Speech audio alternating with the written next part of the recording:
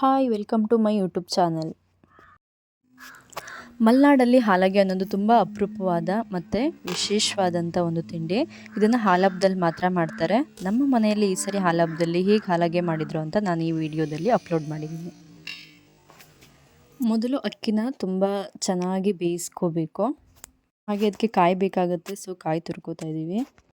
ಬೆಂದಿರೋ ಅನ್ನಕ್ಕೆ ಏಲಕ್ಕಿ ಪುಡಿನ ಹಾಕೋತಾ ಇದ್ದೀನಿ. ಹಾಗೆ ತುರಿದಿಟ್ಟಿರೋವಂಥ ಕಾಯಿನ ಇದಕ್ಕೆ ಸೇರಿಸ್ಕೊತಾ ಇದ್ದೀನಿ.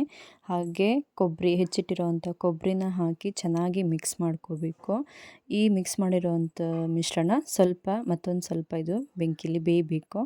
ಸೊ ಇದು ಬೆಂದಾದ ಮೇಲೆ ಇದಕ್ಕೇ ನಾವು ತುರಿದಿರೋವಂಥ ಬೆಲ್ಲನ ನೀವು ಸೇರಿಸ್ಕೋಬೇಕು. ಇದಕ್ಕೆ ಜೋನಿ ಬೆಲ್ಲ ಆದರೂ ಹಾಕ್ಬೋದು ಅಥವಾ ಹೆಂಡೆ ಬೆಲ್ಲ ಆದರೂ ಹಾಕ್ಬೋದು. ಸೊ ಬೆಲ್ಲನ ಚೆನ್ನಾಗಿ ಮಿಕ್ಸ್ ಮಾಡಿ ಮತ್ತೆ ಸ್ವಲ್ಪ ಹೊತ್ತು ಇದನ್ನು ಚೆನ್ನಾಗಿ ಉರಿಲಿ ಬೇಯಕ್ಕೆ ಬಿಡಬೇಕು.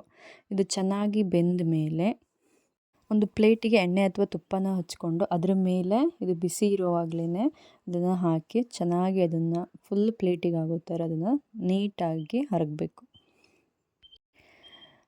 ಸೊ ಸೌಟಲ್ಲೇ ಇದನ್ನು ನೀಟಾಗಿ ಸ್ಪ್ರೆಡ್ ಮಾಡ್ತಾಯಿದ್ದೀವಿ. ಇದು ಕೆಳಗಡೆ ಎಣ್ಣೆ ಹಚ್ಚಿದ್ರಿಂದ ಇದು ಚೆನ್ನಾಗಿ ಇಟ್ಕೊಳ್ಳುತ್ತೆ.